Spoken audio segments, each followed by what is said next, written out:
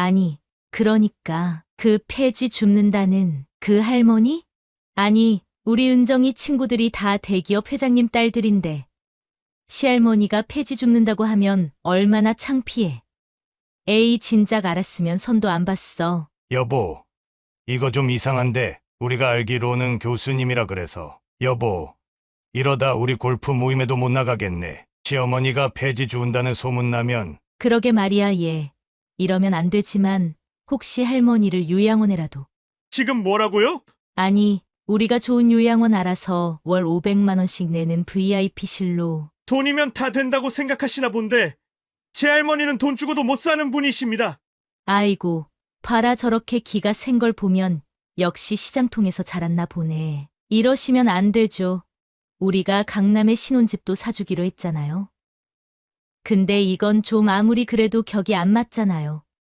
우리가 20억짜리 아파트 사준다는데 뭐가 불만이야? 이런 기회가 어디 있다고. 사연을 듣고 난 후 각자의 의견을 댓글로 남겨주시기 바랍니다. 사소한 댓글이라도 사연자분에게 큰 힘이 될 수 있습니다. 각색될 수 있고 사연자분의 입장에서 구성될 수 있습니다. 18배 나이에 시집온 오갑수님은 수줍은 새색시였습니다. 그녀는 10살 연상인 남편을 처음 대면했을 때의 긴장감을 아직도 생생히 기억하고 있었습니다. 시어머니는 첫날부터 그녀를 친딸처럼 따뜻하게 맞이해 주셨습니다. 우리 며느리 참 예쁘구나. 우리 동네에서 제일 복스러운 색시야. 시어머니의 다정한 말씀에 그녀는 고개를 숙인 채 수줍은 미소를 지었습니다. 남편은 그런 그녀를 보며 따뜻하게 웃어주었습니다. 우리 마누라, 이제 고향 생각 말고 여기가 내 집이다 생각해. 시아버지 또한 그녀를 아끼며 사랑해 주셨습니다. 마을 어른들이 놀랄 정도로 며느리 사랑이 각별했습니다. 그녀는 시집살이가 힘들다는 말이 무색할 만큼 행복한 나날을 보냈습니다. 시어머니는 매일 아침 그녀의 머리를 빗겨주며 살림살이를 하나하나 가르쳐 주었습니다. 시아버지는 저녁이면 그녀를 불러 앉혀놓고 글도 가르쳐 주셨습니다. 아버님, 제가 글을 잘 못 배워서. 괜찮다. 천천히 배우면 된다. 우리 며느리가 똑똑해서 금방 배울 거야. 결혼 이듬해 그녀는 첫 아들을 낳았습니다. 시부모님의 기쁨은 하늘을 찔렀고 남편은 아들을 안고 온종일 웃음을 멈추지 못했습니다. 여보, 우리 아들 봐. 너랑 똑 닮았어. 에이, 당신 닮아서 잘생겼지? 3년 뒤에는 딸도 태어났습니다. 그녀의 가정은 날이 갈수록 더욱 화목해졌고 마을에서는 모두가 부러워하는 가정이 되었습니다. 하지만 행복도 잠시 결혼 5년 차가 되던 해 겨울 남편이 갑작스러운 병으로 자리에 눕게 되었습니다. 그녀는 밤낮으로 남편의 병간호를 했지만 차도가 보이지 않았습니다. 여보, 미안해. 아이들 잘 부탁해. 이것이 남편의 마지막 말이었습니다. 23살의 나이에 두 아이의 어머니이자 과부가 된 그녀는 장례를 치르는 내내 한 방울의 눈물도 보이지 않았습니다. 하지만 밤이 되면 홀로 이불 속에서 흐느꼈습니다. 당신, 어떻게 나랑 아이들을 두고 가? 시부모님은 젊은 나이에 홀로 된 며느리를 더욱 아끼며 보살폈습니다. 하지만 그녀의 마음속 깊은 상처는 쉽게 아물지 않았습니다. 그녀는 남편의 마지막 부탁을 가슴에 새기며 아이들을 위해 더욱 강해지기로 다짐했습니다. 남편의 장례를 치른 후 오갑수님의 고된 시집살이는 새로운 국면을 맞이했습니다. 그녀가 슬퍼할 겨를도 없이 시아버지의 건강이 급격히 나빠지기 시작했습니다. 처음에는 단순히 나이 들어 까먹으시는 것이라 생각했던 일들이 점점 심각해져 갔습니다. 주전자에다 소변을 보는 일도 많아졌고 자신이 어디에 있는지도 잘 몰랐습니다. 이놈아, 내가 왜 여기 있는 거야? 집에 가야 된다. 시아버지는 점점 더 달라지셨습니다. 그녀를 아들로 착각하기도 하고 때로는 전혀 모르는 사람처럼 대하셨습니다. 의사는 치매라는 진단을 내렸고, 그때부터 그녀의 진정한 시련이 시작되었습니다.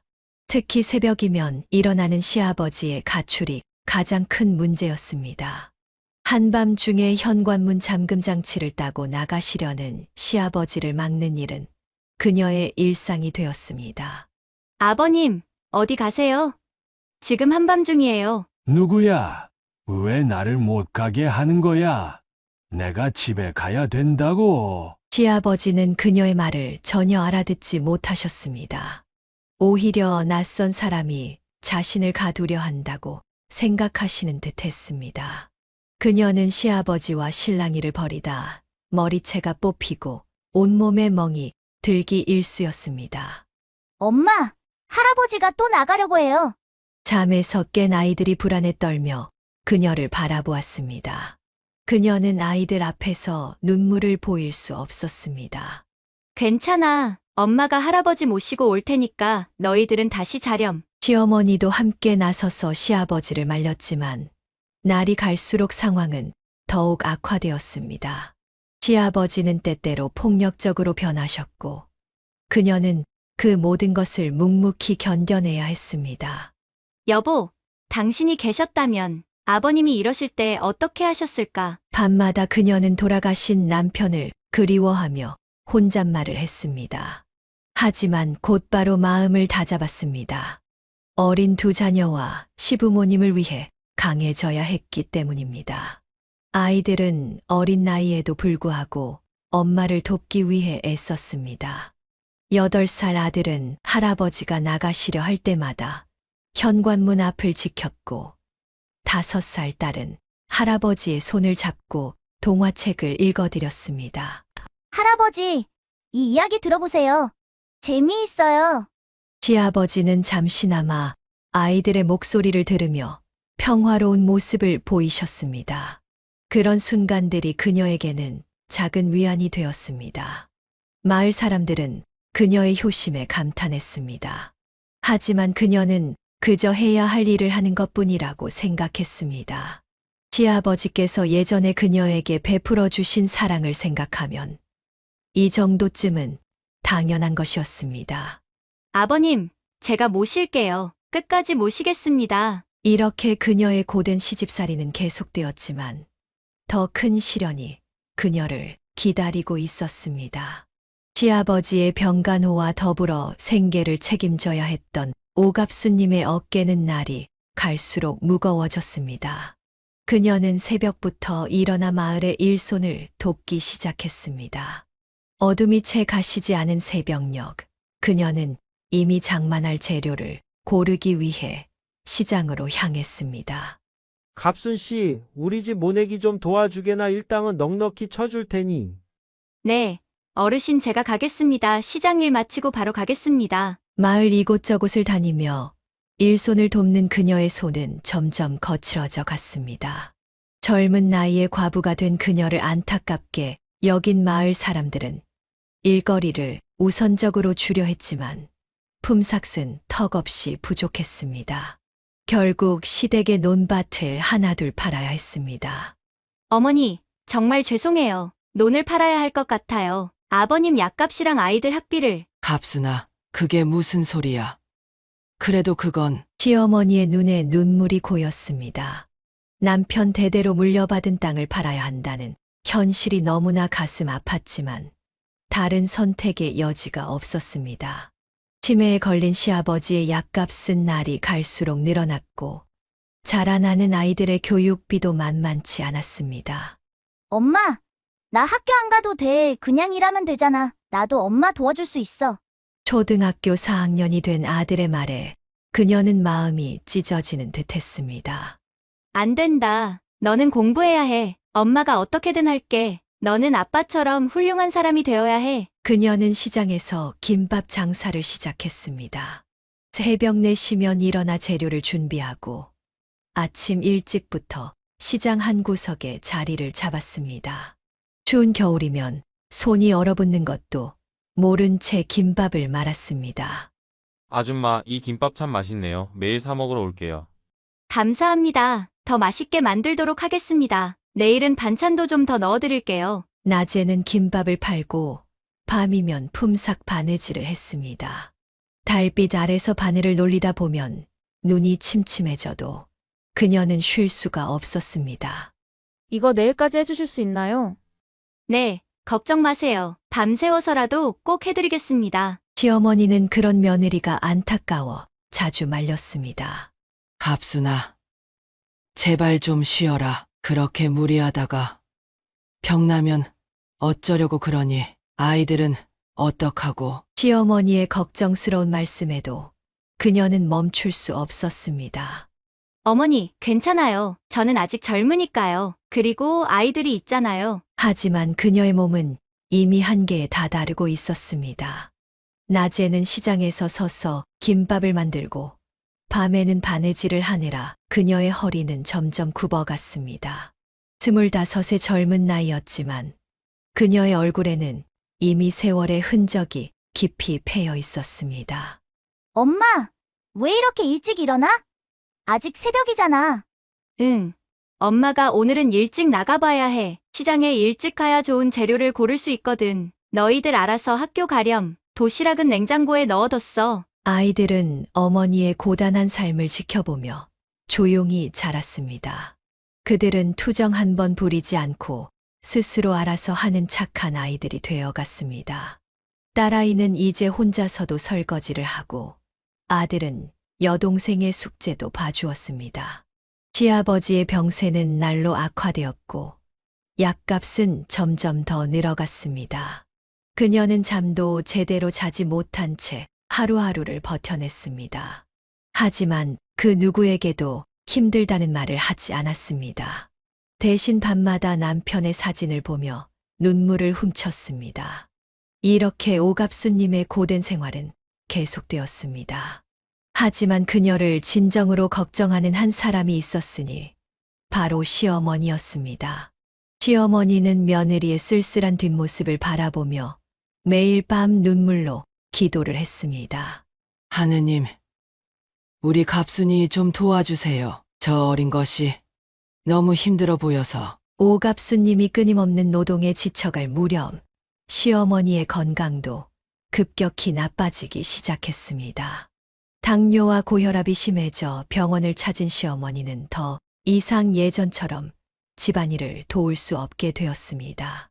갑순아, 네, 어머니. 뭐 드시고 싶으신 거라도 있으세요? 아니, 이제 내가 요양원에 가야 할 것 같구나. 그녀는 시어머니의 말씀에 깜짝 놀랐습니다.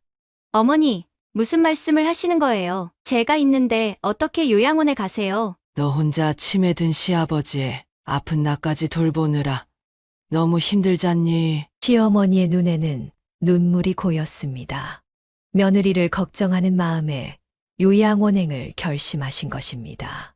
어머님, 절대 안 됩니다. 제가 어머님 모시는 게 당연한 거예요. 하지만 갑순아, 어머니가 계셔주시는 것만으로도 저한테는 큰 힘이 돼요. 그녀의 말에 시어머니는 한동안 말없이 며느리를 바라보았습니다.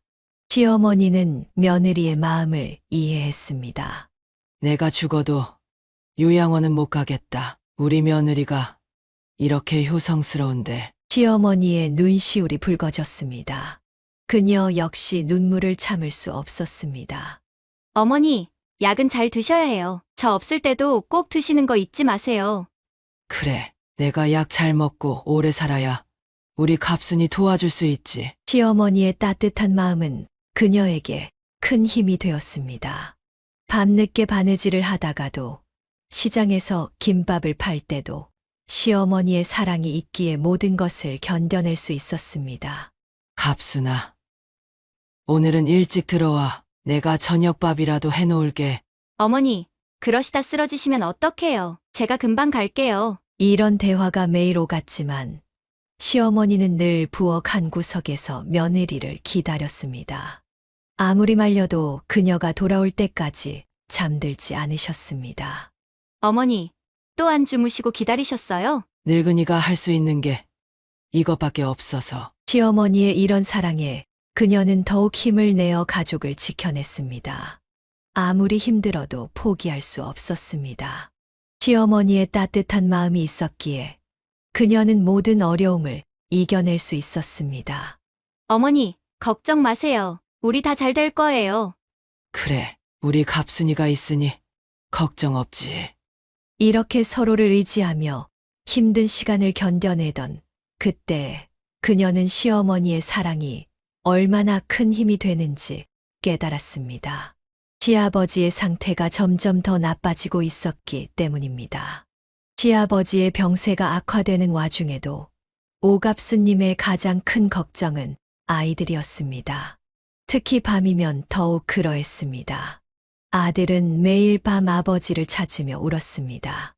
엄마, 아빠가 보고 싶어요. 그녀는 아들을 꼭 안아주었습니다.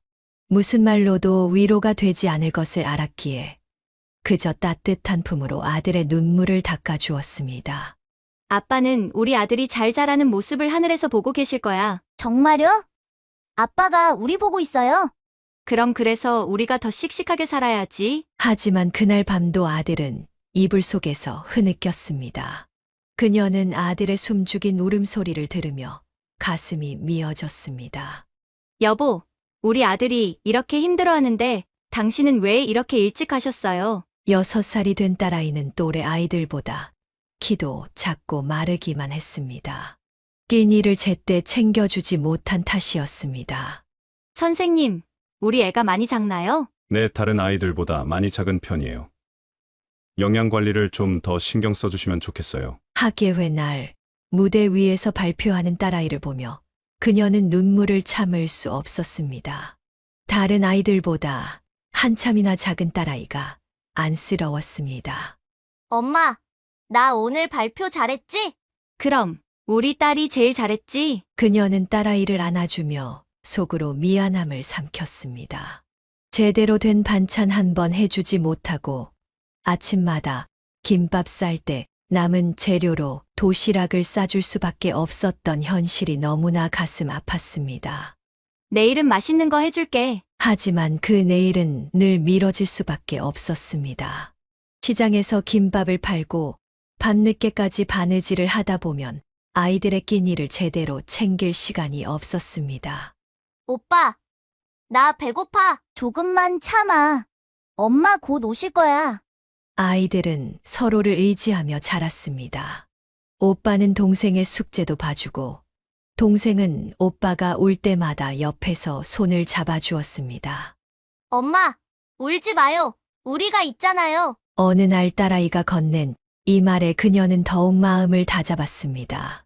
아이들이 어린 나이에 이렇게 철이 든 것이 고마우면서도 미안했습니다. 그래. 엄마가 더 열심히 할게. 우리 이제 울지 말자. 하지만 밤이면 그녀도 몰래 눈물을 흘렸습니다. 이렇게 하루하루를 버티던 그녀에게 또 다른 시련이 찾아왔습니다. 시아버지의 상태가 급격히 나빠진 것입니다. 치매와 지병으로 힘겨워하시던 시아버지는 그렇게 조용히 세상을 떠나셨습니다. 오갑수님은 시아버지의 마지막 가는 길을 지켜보며 복받쳐 오르는 감정을 억눌러야 했습니다. 아버님 이제 편히 쉬세요. 장례를 치르는 내내 그녀는 묵묵히 자리를 지켰습니다. 시어머니는 남편을 먼저 보내고 슬픔에 잠겼지만 정작 더 걱정되는 것은 며느리였습니다. 갑순아, 어머니, 제가 있잖아요. 걱정 마세요. 장례를 마친 후 그녀는 깊은 고민에 빠졌습니다. 이제 시아버지도 돌아가시고 아이들은 자라나는데 이 시골에서 계속 살아야 하는지 생각이 많았습니다. 어머니, 한 말씀 드려도 될까요? 그래. 무슨 말이니? 우리 서울로 가면 어떨까요? 시어머니는 잠시 침묵하셨습니다. 그녀는 조심스럽게 말을 이어갔습니다. 아이들 교육도 그렇고 여기서는 제가 할 수 있는 일이 너무 제한적이에요. 서울이면 더 나은 기회가 있을 것 같니? 네, 거기 가면 제가 더 많은 일을 할 수 있을 것 같아요. 시어머니는 깊은 생각에 잠겼습니다. 고향을 떠난다는 것은 쉬운 결정이 아니었습니다. 아들아, 서울 가면 좋은 학교도 다닐 수 있을 텐데 너는 어떻게 생각하니? 엄마, 저는 엄마가 하시는 대로 할게요. 아이들도 엄마의 결정을 믿고 따르기로 했습니다. 결국 그들은 고향집을 팔기로 결정했습니다. 이 집을 팔면 서울에서 작은 방이라도 구할 수 있을 거예요. 고향집을 내놓는 날, 시어머니는 마당의 감나무를 한참 바라보았습니다. 남편과 함께 심은 나무였습니다. 어머니, 괜찮다. 내 말이 맞아. 우리 새로 시작해보자. 마을 사람들은 그들의 서울행을 만류했습니다. 갑순이, 거기 가면 더 힘들 텐데. 괜찮습니다. 어르신. 저희가 잘 해보겠습니다. 짐을 꾸리는 날, 그녀는 남편의 위패를 조심스럽게 쌌습니다. 여보, 우리가 서울로 가요. 아이들 위해서 이해해 주세요. 기차에 오르며 그녀는 고향을 뒤돌아보았습니다. 18살의 새댁으로 처음 왔던 그 마을을 이제는 30을 바라보는 나이에 떠나는 것입니다. 엄마, 서울에 가면 뭐가 있어요? 글쎄, 우리가 열심히 하면 좋은 일이 있을 거야. 18배 불확실한 미래였지만 그녀의 마음은 이상하게도 편했습니다. 이제 새로운 시작을 할 수 있다는 희망이 있었기 때문입니다. 어머니, 걱정 마세요. 제가 어떻게든 잘해볼게요. 시어머니는 며느리의 손을 꼭 잡아주었습니다. 이제 그들의 새로운 도전이 시작되려 하고 있었습니다. 서울에 도착한 첫날, 오갑수님의 가족이 마주한 것은 좁디 좁은 반지하 방이었습니다. 창문으로 사람들의 발만 보이는 어두운 공간이었지만 그녀는 희망을 잃지 않았습니다. 어머니, 조금만 참으세요. 곧 더 좋은 집으로 모실게요. 갑순아. 이 정도면 충분해. 내가 뭐가 부족하다고. 시어머니의 말씀에 그녀의 눈시울이 붉어졌습니다. 첫날 밤 아이들은 낯선 공간이 무서웠는지 서로 꼭 붙어 잠들었습니다. 여보, 우리 잘할 수 있겠죠? 남편의 위패 앞에서 그녀는 조용히 기도했습니다. 다음 날부터 그녀는 거리로 나섰습니다. 시장에서 배운 솜씨로 김밥을 만들어 팔기 시작했습니다. 아주머니, 이 김밥 참 맛있네요. 감사합니다. 떡볶이도 한번 드셔보세요. 비가 오나 눈이 오나 그녀는 거리를 지켰습니다. 점점 단골 손님이 늘어났고 특히 근처 학교 학생들이 많이 찾았습니다. 엄마, 우리 학교 애들이 엄마 떡볶이가 제일 맛있대요. 아들의 말에 그녀는 뿌듯한 마음이 들었습니다. 하지만 거리 장사는 늘 불안했습니다. 비가 오면 장사를 할 수 없었고 단속이 나오면 도망 다녀야 했습니다. 어느 날 한 할아버지가 그녀의 포장마차를 찾아왔습니다. 아주머니, 혹시 가게 하실 생각은 없으세요? 그는 이 동네 건물주였습니다. 매일 아침 일찍부터 밤늦게까지 일하는 그녀의 모습을 지켜봐 왔다고 했습니다. 가게요? 저는 돈이 없는데. 천천히 갚으시면 됩니다. 보증금은 제가 좀 봐드릴게요. 그녀는 건물주의 제안에 눈물이 났습니다. 처음으로 누군가가 그녀에게 기회를 준 것입니다. 어머니, 우리 가게를 하게 됐어요. 정말이니? 갑순아. 가게 이름을 정하는 날, 그녀는 아이들의 이름을 따서 영민이네 분식으로 정했습니다. 아들 영민이 이름을 넣어서 지었습니다. 우리 가게 이름이 참 예쁘네요. 건물주 할아버지는 미소를 지으며 말했습니다. 그는 가게 인테리어도 도와주었고 월세도 넉넉히 깎아주었습니다. 할아버지, 정말 감사합니다. 잘 되실 거예요. 아주머니같이 성실한 분이 어디 있나요? 드디어 가게 문을 연 날, 거리에서 만났던 단골 손님들이 찾아와 축하해 주었습니다. 시어머니는 가게 한켠에서 뿌듯한 마음으로 며느리를 바라보았습니다. 갑순아. 이제 진짜 자리 잡은 것 같구나. 네, 어머니. 이제 제가 어머니 좋은 데서 모실 수 있겠어요. 하지만 그녀의 새로운 도전은 여기서 끝이 아니었습니다. 더 큰 시련과 더 큰 기쁨이 그녀를 기다리고 있었습니다. 가게가 자리를 잡아가던 즈음 시어머니의 건강이 급격히 나빠지기 시작했습니다. 오갑수님은 병원을 찾았지만 의사는 좋지 않은 소식을 전했습니다. 많이 악화되셨네요. 시간이 얼마 남지 않으신 것 같습니다. 그녀는 그 말을 듣는 순간 온몸에 힘이 빠졌습니다. 하지만 시어머니 앞에서는 강한 척해야 했습니다. 어머니, 약 드실 시간이에요. 갑순아, 이제 그만해도 돼. 무슨 말씀을 하세요? 약 잘 드시면 나으실 거예요. 하지만 시어머니는 이미 자신의 때를 알고 계셨습니다. 어느 날 밤 그녀의 손을 꼭 잡으시더니 말씀하셨습니다. 갑순아, 네, 어머니. 내가 너무 고생만 시키고 가서 미안하다. 어머니, 그런 말씀 마세요. 어머니가 계셔서 제가 여기까지 올 수 있었잖아요. 시어머니의 눈에서는 눈물이 흘러내렸습니다. 널 친딸처럼 생각했는데 좋은 거 다 나 해주지 못하고. 어머님이 저한테 주신 사랑이 얼마나 큰데요. 제가 어머님 덕분에 이만큼 살았어요. 밤새 시어머니의 손을 잡고 있던 그녀는 새벽녘에 시어머니의 손이 차가워지는 것을 느꼈습니다.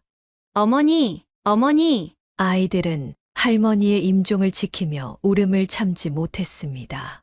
할머니 가지 마세요. 장례를 치르는 동안 그녀는 한시도 눈물을 보이지 않았습니다.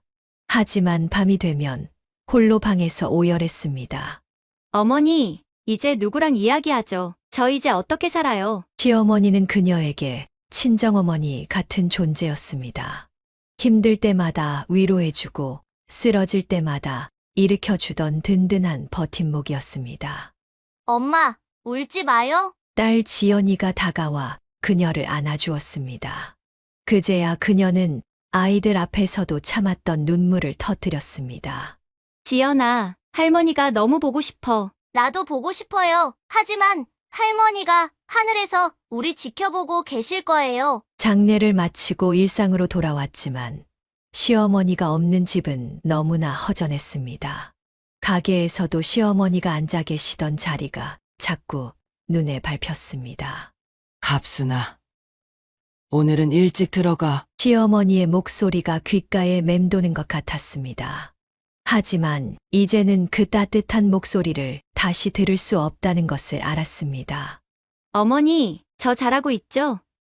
아이들도 잘 크고 있어요. 남편을 잃고 시아버지를 떠나보는 것보다 더 큰 상실감이 그녀를 덮쳤습니다. 하지만 그녀는 다시 일어나야 했습니다. 아이들이 있었기 때문입니다. 엄마가 더 열심히 할게. 할머니가 지켜보고 계실 테니까. 이렇게 오갑수님의 인생에서 또 한 명의 소중한 사람이 떠나갔지만 그녀는 계속해서 앞으로 나아가야 했습니다. 시어머니의 마지막 말씀을 가슴에 새기며 그녀는 다시 한 번 힘을 내었습니다. 시어머니의 빈자리는 컸지만 오갑수님에게는 위안이 되는 것들이 있었습니다. 바로 자녀들의 눈부신 성장이었습니다. 아들 영민이는 중학교에 들어가서도 한 번도 1등을 놓치지 않았습니다. 영민이 어머니, 정말 대단하시네요. 어떻게 저렇게 공부를 잘하나요? 아이 제가 한 것도 없는데요. 그녀는 겸손하게 말했지만 속으로는 무한한 자부심을 느꼈습니다. 영민이는 밤늦게까지 가게 일을 하는 어머니를 위해 더욱 열심히 공부했습니다. 엄마, 나 진짜 열심히 했어. 잘했지? 우리 아들 정말 자랑스럽다. 딸 지연이도 오빠 못지않게 공부를 잘했습니다. 미술에도 재능이 있어 교내 대회에서 상도 여러 번 받았습니다. 선생님, 우리 지연이 미술에 소질이 있나요? 네, 꼭 배우게 해주세요. 재능이 정말 뛰어납니다. 하지만 그녀는 미술학원비를 감당할 수 없었습니다. 대신 지연이는 학교 도서관에서 미술책을 빌려 혼자 공부했습니다. 엄마, 괜찮아요. 나중에 배우면 되죠. 그런 딸의 말에 그녀는 더욱 가슴이 아팠습니다. 하지만 지연이는 그런 환경 속에서도 학업에 열중했고 늘 상위권의 성적을 유지했습니다. 마침내 영민이가 고등학교 3학년이 되었을 때 첫 번째 기쁜 소식이 들려왔습니다. 엄마, 나 사범대학에 합격했어. 그녀는 그 자리에서 주저앉아 울었습니다. 아들이 이토록 훌륭하게 자라준 것이 너무나 감사했습니다. 여보, 우리 아들이 드디어 대학교에 갔어요. 남편의 위패 앞에서 그녀는 오랫동안 눈물을 흘렸습니다. 2년 뒤 지연이도 명문대학교 미술교육과에 합격했습니다. 가게 단골 손님들은 모두 축하해 주었습니다. 아주머니, 정말 대단하세요. 어떻게 두 자녀를 다 대학에 보내셨어요? 다 아이들이 똑똑해서 그래요. 그녀는 겸손하게 말했지만 사실 이것은 그녀의 헌신 덕분이었습니다. 매일 새벽부터 밤늦게까지 가게를 지키며 아이들의 학비를 모았습니다. 엄마, 이제 우리가 효도할게요. 그래. 너희들이 이렇게 잘 자라준 게 엄마한테는 최고의 효도야. 주변 사람들은 놀라워했습니다. 아버지 없이 자란 아이들이라고는 믿기지 않을 만큼 바르고 우수하게 성장한 것입니다. 갑순 씨, 당신 정말 대단해요. 혼자서 어떻게 저렇게 키웠어요? 혼자가 아니었어요. 하늘에 계신 남편이랑 시부모님이 도와주셨죠. 학부모들은 자녀들과 함께 찾아와 그녀의 이야기를 듣고 싶어 했습니다. 하지만 그녀는 알고 있었습니다. 이것은 끝이 아닌 새로운 시작이라는 것을. 아이들의 대학 생활을 뒷바라지하기 위해 그녀는 더욱 열심히 일해야 했습니다. 서울대 사범대를 우수한 성적으로 졸업한 영민이는 곧바로 교사 임용 시험에 합격했습니다. 오갑수님은 아들이 첫 출근하는 날 새벽부터 일어나 정성스레 도시락을 쌌습니다. 엄마, 이제 제가 도시락 싸갈 나이는 지났잖아요. 에이, 첫 출근하는 날인데 엄마가 어떻게 안 싸주니? 한 달 뒤 영민이는 첫 월급을 받자마자 퇴근길에 어머니의 가게로 향했습니다. 엄마, 이거 제 첫 월급이에요. 아이고, 이게 뭐니? 너가 쓰면 되지. 아니에요. 엄마가 받으셔야죠. 그동안 고생하신 거 생각하면 이거보다 더 드려야 하는데. 그녀는 아들이 건넨 봉투를 받아들고 눈물을 흘렸습니다. 우리 아들, 이제 진짜 어른이 됐구나. 영민이는 교사 생활을 하면서도 늦은 밤까지 공부를 계속했습니다. 처음에는 그녀도 아들이 무엇을 준비하는지 몰랐습니다. 영민아, 요즘 왜 이렇게 늦게까지 공부하니? 엄마, 제가 꿈이 하나 생겼어요. 네, 저 학원 차리고 싶어요. 학원만 차리면 이제 더 이상 고생 안 해도 돼요. 그녀는 놀랐습니다. 안정적인 교직을 그만두겠다는 아들의 결정이 걱정되었습니다. 하고 싶은 거 하렴. 엄마는 내 선택을 믿는다. 영민이는 3년간의 교사 생활을 마치고 사직서를 제출했습니다. 그리고 작은 입시학원을 시작했습니다. 영민아, 정말 괜찮은 거니? 네, 엄마, 제가 꼭 성공해서 보여드릴게요. 처음에는 학생이 몇 명 되지 않았지만 영민이의 열정적인 강의는 곧 입소문이 났습니다. 특히 자신의 공부 방법을 체계화한 독특한 교습 방식이 학부모들 사이에서 화제가 되었습니다. 선생님, 우리 애가 성적이 많이 올랐어요. 영민 선생님 덕분에 우리 애가 자신감을 찾았어요. 1년 만에 학원은 2배로 커졌고 2년째에는 분원까지 낼 수 있게 되었습니다. 엄마, 이제 가게 그만하셔도 돼요. 아니야, 엄마는 일하는 게 좋아. 하지만 영민이는 어머니를 설득했습니다. 이제는 엄마가 쉬셔야죠. 그동안 너무 고생하셨잖아요. 마침내 그녀는 20년 넘게 운영해온 분식집을 접었습니다. 영민이는 어머니를 위해 좋은 아파트를 마련했고 매달 풍족한 용돈도 드렸습니다. 여보, 우리 아들이 이렇게 잘 됐어요. 당신이 보면 얼마나 좋아하실까? 그녀의 행복은 절정에 달했습니다. 영민이의 학원 사업이 날로 번창하던 어느 날 밤, 오갑수님은 한 통의 전화를 받았습니다. 아들과 며느리가 세분원 계약을 마치고 돌아오던 중 빗길 교통사고를 당했다는 소식이었습니다. 어머니 지금 바로 병원으로 오셔야 할 것 같습니다. 그녀는 택시를 타고 병원으로 달려갔습니다. 빗줄기가 거세게 내리치는 밤이었습니다. 우리 아들 영민이는 어떻게 됐어요? 의사는 고개를 떨구었습니다. 빗길에 미끄러진 차가 중앙분리대를 들이받았고 아들과 며느리는 현장에서 거짓말이죠. 우리 영민이가 어떻게, 아까도 통화했는데. 그녀는 그 자리에서 주저앉고 말았습니다. 옆에서는 2살배기 손주가 울고 있었습니다. 아빠, 아빠.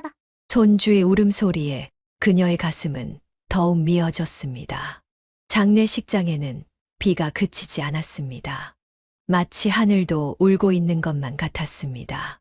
영민아, 왜 엄마보다 먼저 가니? 내가 어떻게... 딸 지연이가 옆에서 어머니를 부축했습니다. 하지만 그녀는 아들의 영정사진 앞에서 한 걸음도 움직일 수 없었습니다. 엄마 제가 있잖아요. 말을 잇지 못하고 그녀는 오열했습니다. 학원 학생들과 학부모들도 장례식장을 찾아와 슬픔을 함께 했습니다. 장례를 치르고 집으로 돌아온 그날 밤, 그녀는 손주를 품에 안고 또다시 울었습니다. 여보, 우리 아들을 왜 데려가셨어요? 이제 겨우 잘 살게 됐는데. 남편의 위패 앞에서 그녀는 말을 잇지 못했습니다. 이제 2살배기 손주도 자신처럼 아버지 없는 아이가 되었다는 생각에 가슴이 찢어지는 듯했습니다. 할머니가 너를 잘 키울게. 손주의 작은 손을 잡으며 그녀는 다짐했습니다. 하지만 현실은 녹록지 않았습니다. 학원 확장 과정에서 생긴 빚이 고스란히 남았고 이제 그 빚을 갚아 나가야 했습니다. 그렇게 오갑수님의 인생에 또 한 번의 큰 시련이 찾아왔습니다. 아들을 잃은 슬픔도 채 가시기 전에 오갑수님은 냉혹한 현실의 무게와 마주해야 했습니다.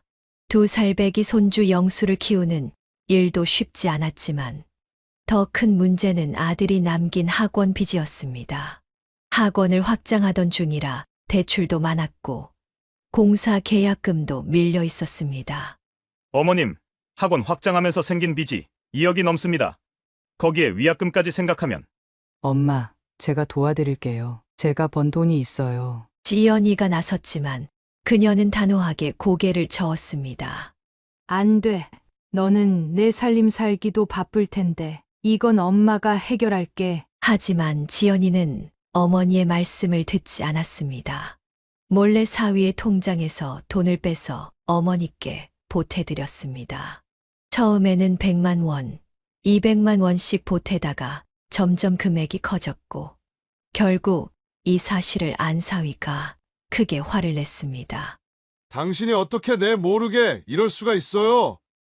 그것도 2천만 원이나? 오빠가 남긴 빚인데 엄마 혼자 감당하시게 할 순 없잖아요. 나도 이 집 딸인데. 그래도 이건 아니잖아요. 우리 집 사정도 있는데 애들 학원비도 빠듯한데. 부부의 다툼은 점점 커져갔고 결국 이혼 이야기까지 나오게 되었습니다. 사위는 이런 큰 돈의 문제를 혼자 결정한 아내를 더 이상 신뢰할 수 없다고 했습니다. 엄마, 저 이혼할 것 같아요. 남편이 이혼 서류를 준비하고 있대요. 지연아, 미안하다. 내 오빠만 이렇게 되지 않았어도. 그녀는 딸의 손을 꼭 잡았습니다. 눈물이 하염없이 흘러내렸습니다. 돈 필요 없다. 한 푼도 필요 없으니까 제발 잘 살아라. 엄마가 알아서 할게. 현실은 참혹했습니다. 손주를 키우면서 빚을 갚는 일은 너무나 힘들었습니다. 그녀는 다시 일을 시작했습니다. 이번에는 새벽 청소부터 시작해서 밤늦게까지 식당 일을 했습니다. 할머니 괜찮아요. 나 때문이에요. 나 이제 밥 많이 안 먹을게요. 할머니 말씀도 잘 들을게요. 5살이 된 영수의 말에 그녀는 가슴이 미어졌습니다. 너무 일찍 철이 든 손주가 안타까웠습니다. 아니야. 우리 영수 유치원도 다니고 학원도 다녀야지. 내 아빠처럼 공부 잘하는 사람이 되어야 해. 할머니가 어떻게든 할게. 밤늦게 일을 마치고 돌아오면 영수는 이미 깊이 잠들어 있었습니다. 그녀는 손주의 자는 얼굴을 보며 눈물을 훔쳤습니다. 마치 어린 시절 영민이를 보는 것 같았습니다. 영민아, 내 아들 잘 크고 있어. 걱정하지 마. 내가 꼭 잘 키울게. 빚쟁이들의 독촉도 날이 갈수록 심해졌습니다. 하지만 그녀는 절대 포기하지 않았습니다. 손주의 미래를 위해서라도 이 고비를 넘겨야 했습니다. 할머니가 꼭 다 갚을게요. 조금만 시간을 주세요. 제가 일을 더 늘릴게요. 그렇게 하루하루를 버티며 조금씩 빚을 갚아 나갔습니다. 지연이도 결국 남편을 설득해 화해했고 가끔 어머니를 돕기로 했습니다. 엄마, 우리가 매달 조금씩이라도 도와드릴게요. 남편하고 잘 얘기했어요. 고마워. 하지만 너무 무리하진 마라. 너희 살림도 있잖아. 이렇게 힘든 시간을 보내면서도 그녀는 손주 영수의 교육만큼은 소홀히 하지 않았습니다. 영민이가 그랬던 것처럼 영수도 공부를 참 잘했습니다. 특히 수학에 재능이 있어 전교 1등을 놓치지 않았습니다. 할머니, 나중에 커서 아빠처럼 선생님이 될래요. 그래. 우리 영수가 꼭 그렇게 될 거야. 이렇게 힘든 시기를 보내면서도 그녀의 마음 한켠에는 작은 희망이 자라고 있었습니다. 손주 영수가 바로 그 희망이었습니다. 그렇게 빚을 갚아가던 어느 날, 그녀는 새벽 청소를 하다 미끄러져 허리를 다쳤습니다. 병원에서는 척추 수술이 필요하다고 했습니다. 상태가 많이 좋지 않습니다. 당장 수술하셔야 해요. 아니, 전 일해야 하는데 돈도 없고. 수술비도 문제였지만 더 큰 문제는 일을 못한다는 것이었습니다. 하지만 병원 측은 단호했습니다. 이대로 두시면 하반신 마비가 올 수도 있습니다. 결국 그녀는 수술을 받았지만 의료비는 빚으로 해결할 수밖에 없었습니다. 퇴원 후에도 그녀는 제대로 걷지도 못했습니다. 할머니, 아프지 마요. 8살이 된 영수가 할머니의 다리를 주물러 주었습니다. 그녀는 손주의 따뜻한 손길에 눈물이 났습니다. 우리 영수 덕분에 할머니가 살아. 하지만 현실은 냉혹했습니다. 더 이상 힘든 일을 할 수 없게 된 그녀는 결국 폐지를 줍기 시작했습니다. 새벽마다 손수레를 끌고 나가 동네를 돌았습니다. 영수야, 할머니 금방 다녀올게. 할머니, 제가 도와드릴게요. 안 돼. 너는 공부나 해. 할머니는 괜찮아. 허리가 아파 제대로 몸도 굽히지 못하면서 폐지를 주었습니다. 비가 오는 날에도, 날이 더운 날에도, 눈이 내리는 날까지 폐지를 주었습니다. 할머니, 이렇게 아프신데 왜 이러고 다니세요? 지나가던 사람들이 안타까워했지만 그녀는 멈출 수 없었습니다. 손주의 학비와 생활비, 그리고 아직 남은 빚을 갚아야 했기 때문입니다. 어느 날 동네 교회 봉사단체 회원이 그녀를 발견했습니다.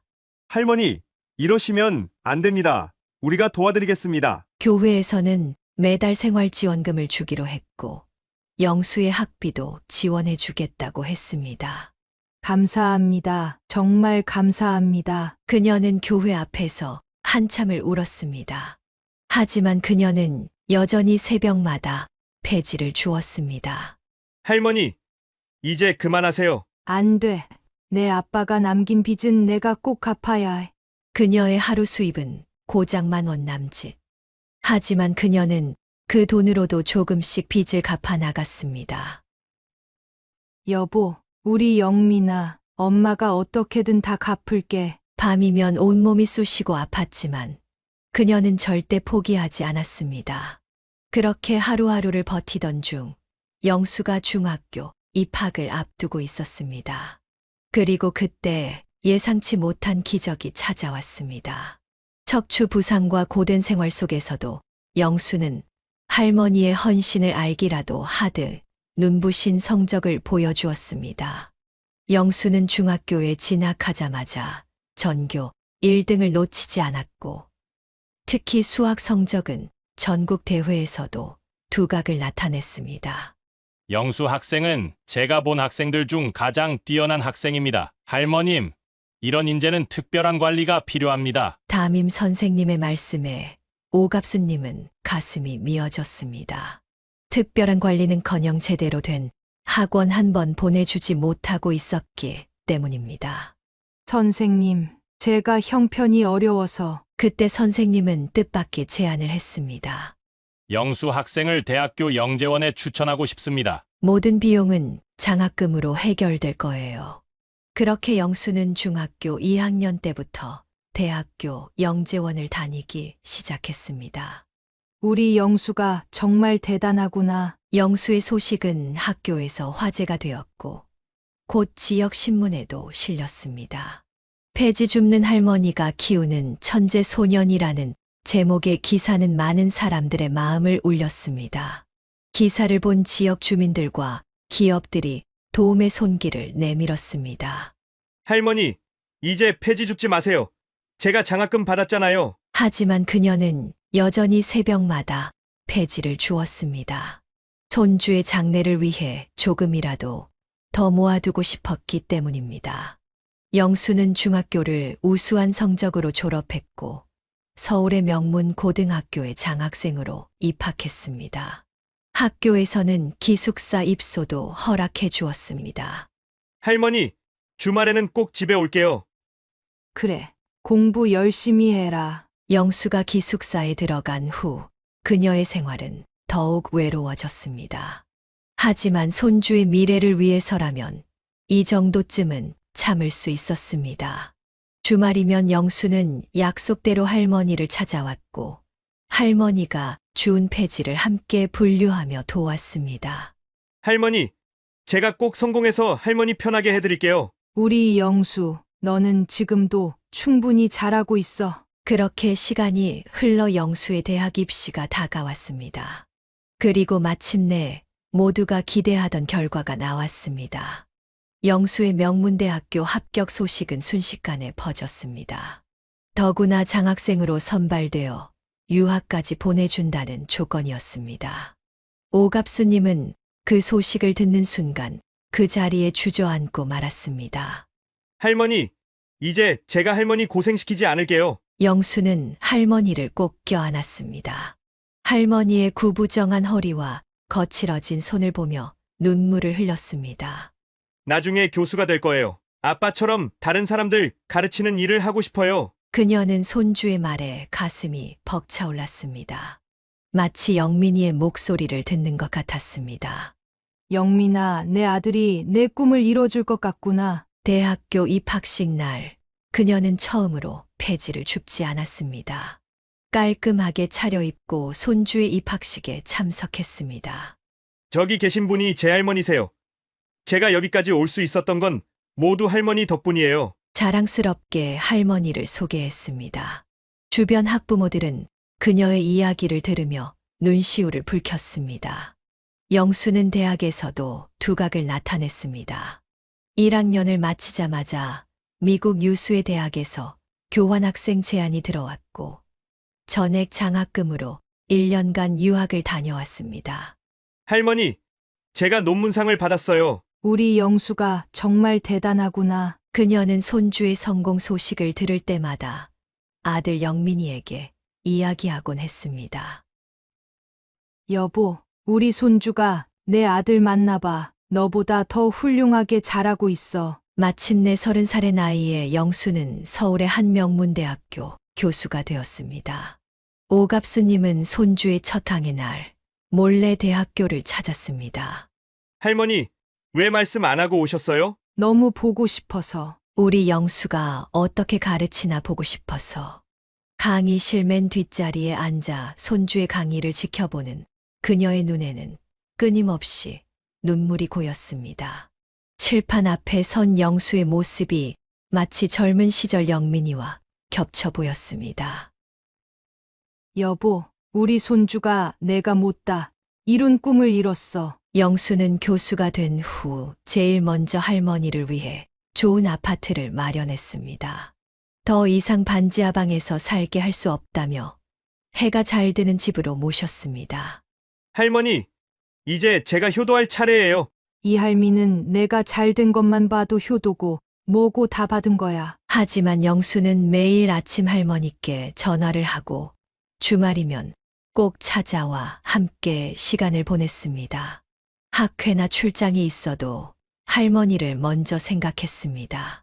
교수님, 이번 해외 학회는 꼭 참석하셔야 하는데. 죄송하지만 할머니 생신이라 이번엔 못 가겠습니다. 대학에서도 영수는 승승장구했습니다. 발표하는 논문마다 주목을 받았고 젊은 나이에도 불구하고 학과의 중심이 되었습니다. 손주 자랑 좀 할게요. 우리 영수가 이번에 교수상을 받았다네요. 그녀는 동네 친구들에게 손주 자랑을 하는 게 가장 큰 낙이었습니다. 한때 배지를 함께 주었던 할머니들은 그녀의 이야기를 들으며 함께 기뻐해 주었습니다. 영수는 바쁜 와중에도 할머니의 건강을 첫 번째로 생각했습니다. 정기적으로 병원에 모시고 다녔고 영양제도 챙겨드렸습니다. 할머니, 이제는 제가 할머니 건강 책임질게요. 너는 그냥 내일이나 잘하면 돼. 하지만 영수는 고집스럽게 할머니를 챙겼습니다. 그동안 할머니가 자신을 위해 희생하신 세월을 알기에 조금이라도 더 보답하고 싶었던 것입니다. 영민아, 내가 하늘에서 보면 얼마나 뿌듯하겠니? 그녀는 이제 더 이상 폐지를 줍지 않아도 되었습니다. 하지만 가끔 새벽에 일어나면 손수레를 끌던 그 시절이 생각났습니다. 그 고된 시간들이 있었기에 지금의 행복이 더욱 값지게 느껴졌습니다. 손주의 성공은 계속되었지만 그녀에게는 아직 한 가지 소원이 남아 있었습니다. 바로 영수의 결혼이었습니다. 이제 그녀의 마음속에는 증손주의 재롱을 보고 싶은 작은 꿈이 자라고 있었습니다. 교수님이랑 우리 은정이랑 결혼하면 좋을 것 같아서요. 예비 장모가 입을 열었지만 그 말투부터가 거만했습니다. 오갑수님은 상견례 자리에서 불편한 시선을 느꼈습니다. 아니, 근데 교수님 보호자가 진짜 할머니뿐이에요? 부모님은 사돈될 여자의 말에 영수의 얼굴이 굳어졌습니다. 네, 제 할머니십니다. 제가 자랑스러운 제 할머님이세요. 아니, 그러니까 그 폐지 줍는다는 그 할머니? 아니, 우리 은정이 친구들이 다 대기업 회장님 딸들인데 시할머니가 폐지 줍는다고 하면 얼마나 창피해. 에이, 진작 알았으면 손도 안 봤어. 예비 장모는 입술을 비죽거리며 오갑수님을 위아래로 훑어보았습니다. 여보, 이거 좀 이상한데 우리가 알기로는 교수님이라 그래서. 예비 장인도 불편한 기색을 감추지 못했습니다. 여보, 이러다 우리 골프 모임에도 못 나가겠네. 시어머니가 폐지 주운다는 소문 나면. 그러게 말이야, 얘. 이러면 안 되지만 혹시 할머니를 요양원에라도. 예비 장모가 목소리를 높였습니다. 지금 뭐라고요? 아니, 우리가 좋은 요양원 알아서 월 500만 원씩 내는 VIP실로. 돈이면 다 된다고 생각하시나 본데 제 할머니는 돈 주고도 못 사는 분이십니다. 아이고, 봐라, 저렇게 기가 센 걸 보면 역시 시장통에서 자랐나 보네. 예비 장모가 코웃음을 치며 말했습니다. 이러시면 안 되죠. 우리가 강남에 신혼집도 사주기로 했잖아요. 근데 이건 좀 아무리 그래도 격이 안 맞잖아요. 우리가 20억짜리 아파트 사준다는데 뭐가 불만이야? 이런 기회가 어디 있다고. 맞아요. 우리 은정이가 시장 바닥에서 살 애도 아니고. 예비 장인이 코웃음을 치며 말했습니다.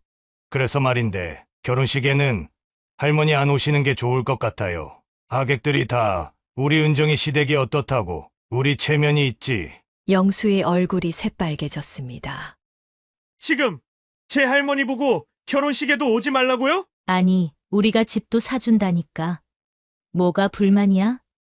요즘 그 동네 집값이 얼마나 비싼 줄 알아? 예비 장모가 버릇없이 반말을 썼습니다. 영수야, 할미는 안 괜찮습니다. 영수가 테이블을 내리치며 일어섰습니다. 당신들이 아파트 10채를 사준다 해도 제 할머니를 무시하는 건 용납 못합니다.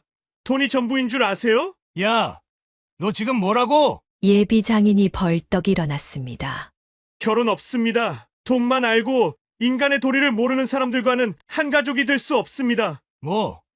네가 감히 우리가 누군 줄? 네, 제가 압니다. 복권 당첨돼서 부자 된 분들이시죠? 근데 돈만큼 인격도 채우셨으면 좋겠네요. 영수는 할머니의 손을 잡고 자리에서 일어났습니다. 야, 너 거기서 우리 은정이가 널 얼마나? 죄송합니다. 전 제 할머니가 부끄럽지 않습니다. 오히려 자랑스럽습니다. 영수는 할머니를 모시고 식당을 나왔습니다. 차 안에서 그는 참았던 분노를 터뜨렸습니다. 할머니 죄송해요. 제가 할머니를 저런 사람들한테. 영수야, 할미는 내가 이렇게 할미 편 들어줘서 너무 고맙다. 그날 이후 영수의 결혼 이야기는 없었지만 그는 후회하지 않았습니다. 오히려 더욱 당당하게 할머니를 모시며 살았습니다. 이 상견례 자리가 엉망이 된 그날 저녁, 뜻밖의 손님이 찾아왔습니다. 미국에서 돌아온 지연이었습니다. 엄마 오랜만이에요. 지연아, 이게 몇 년 만이냐? 오갑수님은 딸을 보자마자 눈물부터 났습니다. 미국에서 결혼해 살던 딸이 10년 만에 돌아온 것입니다. 고모, 영수가 반가워하며 달려갔습니다. 우리 영수 교수님 되었다면서. 오빠 닮아서 진짜 똑똑한가 보네. 지연은 미국에서 이혼하고 돌아왔다고 했습니다. 하지만 그녀의 표정은 어둡지 않았습니다. 엄마, 저 이제 한국에서 살기로 했어요. 미용학교도 차리고. 지연은 미국에서 미용 사업으로 크게 성공했다고 했습니다. LA에서 시작한 작은 미용실이 이제는 체인점이 되어 있었습니다. 한국에도 분점을 내려고 해요. 엄마, 이제는 제가 엄마 모실게요. 아이고, 내가 무슨... 엄마, 오빠가 그렇게 된 후로 얼마나 마음이 아팠는지 몰라요. 제가 이제부터라도... 지연은 어머니와 조카를 위해 한국에 새 집을 마련했습니다. 고모, 저희가 이런 걸 받아도 될까요? 우리가 어떤 사이야. 내가 고모 아들이나 다름없는데. 지연의 미용학교는 순식간에 유명해졌습니다. 미국식 교육 시스템과 최신 트렌드를 접목한 수업은 젊은 층에게 큰 인기를 끌었습니다. 지연 씨, 정말 대단하세요. 이렇게 빨리 자리 잡으실 줄은. 다 우리 어머니 덕분이에요. 제가 이만큼 된 것도 다 어머니의 희생 덕분인걸요. 오갑수님은 딸이 자신을 자랑스럽게 여기는 것이 뿌듯했습니다. 여보, 우리 딸도 이렇게 잘 됐네요. 당신이 보면 얼마나 좋아하실까. 이제 그녀의 삶은 많이 달라졌습니다. 더 이상 경제적인 걱정은 없었고 딸과 손주의 성공을 보며 행복한 나날을 보냈습니다. 엄마, 이제는 좀 편하게 사세요. 저희가 다 있잖아요. 하지만 그녀의 마음 한켠에는 아직도 영민이의 빈자리가 크게 남아 있었습니다. 그리고 영수의 앞날에 대한 걱정도 있었습니다. 영수와 지연의 사업이 번창하던 어느 날, 뜻밖의 손님이 찾아왔습니다. 바로 몇 달 전 상견례에서 오갑수님을 멸시했던 은정이 가족이었습니다. 아니, 어머님. 예전의 거만한 모습은 온데간데 없이 예비 장모는 현관 앞에서 구겨진 옷차림으로 훌쩍이고 있었습니다. 저희가 너무 죄송합니다. 알고 보니 은정이네 가족은 부도가 나서 하루아침에 몰락했다고 했습니다. 주식 투자가 잘못되어 전 재산을 날린 것입니다. 어머님. 제발 한 번만 더 기회를. 이제 와서 뭘 어쩌자고. 오갑수님의 말이 채 끝나기도 전에 예비 장모가 무릎을 꿇었습니다. 제발요. 우리 은정이라도 살려주세요. 영수 교수님밖에 없어요. 당신들, 참할 말이 없네요. 지연이가 옆에서 차가운 목소리로 말했습니다. 그때는 우리 어머니 보고 폐지 줍는다고 그렇게 무시하셨다면서요. 이제 와서 무릎까지 꿇고 이게 무슨 짓입니까? 그땐 제가 미쳤었나 봐요. 돈이 있으니까 교만했던 거예요. 예비 장인도 고개를 숙였습니다. 이제 우리도 폐지를 주어야 할 처지가 됐습니다. 그제서야 깨달았어요. 돈이 전부가 아니란 걸. 아버님이랑 어머님은 폐지 줍는 게 그렇게 창피하다며요? 요양원에 처박으라고 하셨잖아요. 영수가 비웃듯 말했습니다. 영수 교수님, 제발 은정이는 죄가 없잖아요. 돈 있을 때는 시장 바닥이라고 하시더니 이제는 그 시장 바닥이 그리우신가 봐요. 지연이의 날카로운 말에 예비 장모는 얼굴을 구겼습니다. 그때 우리가 골프장에서도 창피하다고 했었죠. 오갑수님이 천천히 말을 이었습니다. 이제는 골프장 갈 일도 없으시겠네요. 어머님, 저희가 잘못했어요. 제발. 일어나세요. 더는 보기 싫습니다. 오갑수님의 목소리는 단호했습니다. 사람이 돈이 없어도 마음만은 부자로 살아야 하는 법입니다. 당신들은 돈은 있었어도 마음은 너무 가난했어요. 더 이상 우리 집에 오지 마세요. 은정이한테도 전해주세요. 우리 영수는 이제 그 아이와 어울릴 사람이 아니라고. 현관문이 닫히고 오갑수님은 깊은 한숨을 내쉬었습니다. 할머니, 제가 잘한 걸까요? 그래, 내가 잘했어. 돈 때문에 사람을 함부로 대하는 사람들하고는 살면 안 돼. 그날 이후 은정이네 가족은 다시는 나타나지 않았습니다. 하지만 그들의 몰락은 세간의 화제가 되어 떠돌았고 한때 그들에게 굽실거리던 사람들의 조롱거리가 되었다고 합니다.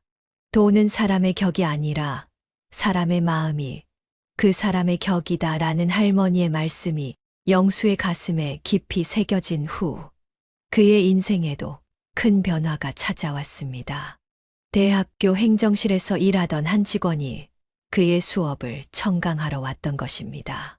교수님, 정말 좋은 강의였습니다. 아, 감사합니다. 혹시 네. 저는 인문대 행정실 직원 김수연이라고 합니다. 수연은 영수의 할머니 이야기를 알고 있었습니다.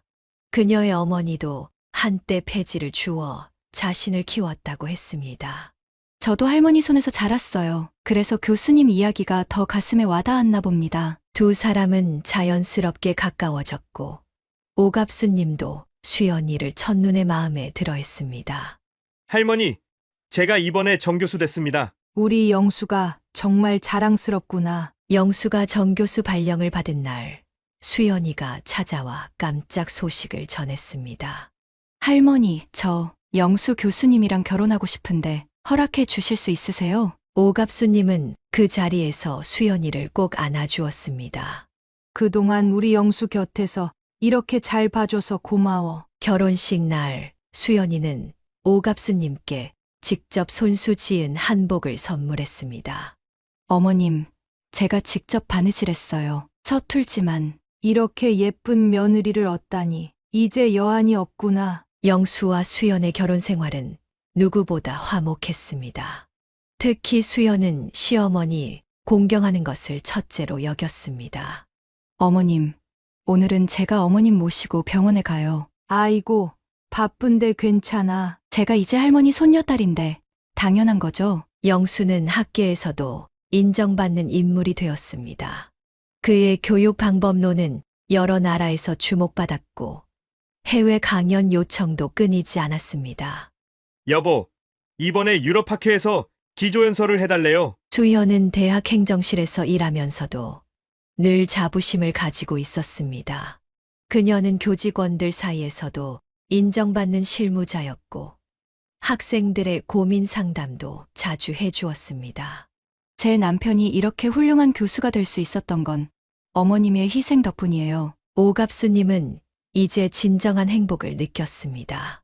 손주의 성공도 기쁘지만 그보다 더 기쁜 것은 영수 부부가 자신의 뿌리를 잊지 않고 당당히 이야기하는 모습이었습니다. 영민아, 내 아들이 이렇게 훌륭한 사람이 됐어. 이제 그녀의 마지막 소원은 하나뿐이었습니다. 바로 증손주의 얼굴을 보는 것이었습니다. 팔순이 된 오갑수님은 이제 아파트에서 편안한 노후를 보내고 있습니다. 미용학교 체인을 운영하는 딸 지연이가 모시고 살면서 하루하루가 행복하기만 합니다.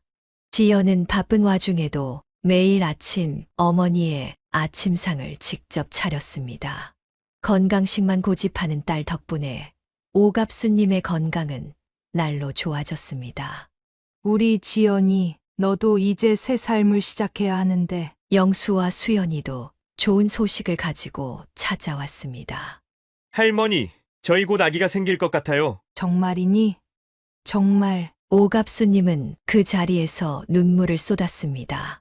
증손주를 볼 수 있다는 기쁨에 가슴이 벅차올랐습니다.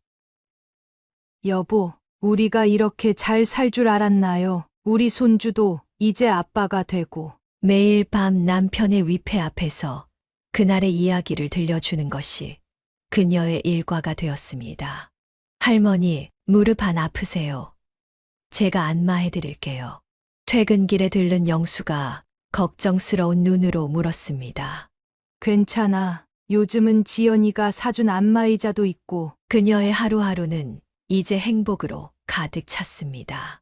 아침에는 딸과 함께 공원을 산책하고, 낮에는 영수가 보내준 운전기사와 함께 병원도 다니고, 저녁이면 손주 부부가 찾아와 저녁을 함께 했습니다. 엄마, 이제는 정말 편하게 사세요. 저희가 다 있잖아요. 자식들의 말에 그녀는 미소를 지었습니다. 하지만 그녀의 마지막 소원은 아직 남아 있었습니다. 딸의 새로운 행복과 증손주의 탄생, 그것만 보면 여한이 없을 것 같았습니다. 영민아, 하늘에서 보고 있지? 우리 가족이 이렇게 행복해졌어. 창밖으로 노을이 지고 있었습니다. 오갑수님은 창가에 서서 먼 하늘을 바라보았습니다. 그녀의 주름진 얼굴에는 평화로운 미소가 어려 있었습니다. 이제 그녀의 인생에서 고난의 시간들은 모두 지나갔습니다. 남은 것은 오직 행복한 순간들 뿐입니다. 그리고 그녀는 알고 있었습니다. 이 모든 행복이 그동안의 고난과 시련이 있었기에 더욱 빛난다는 것을. 그녀의 작은 속삭임이 저녁 노을 속으로 스며들었습니다. 사연을 듣고 댓글을 남겨주시기 바랍니다. 사소한 의견일지라도 사연자분에게는 큰 힘이 됩니다. 노골적인 악성 댓글은 사연자분에게 상처가 될 수 있으니 삼가주시기 바랍니다.